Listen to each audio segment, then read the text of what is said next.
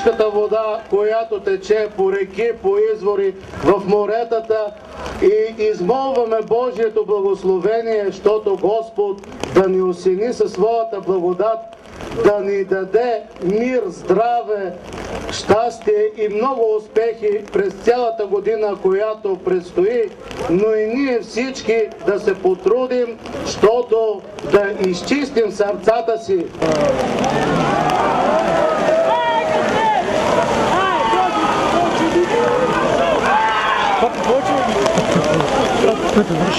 Как се казваш?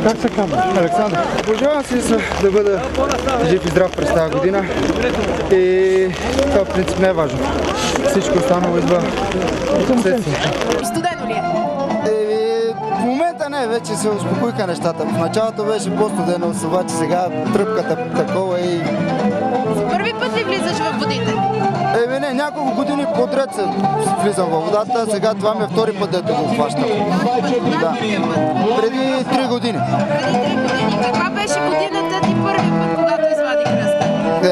Беше много по-люта от сега, зимата. А годината каква ти беше на тебе? Сполучива би казал. Имах тогава много късмет. Здрав?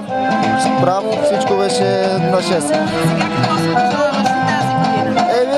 Да бъда предимно здрав, да има много радост, щастие.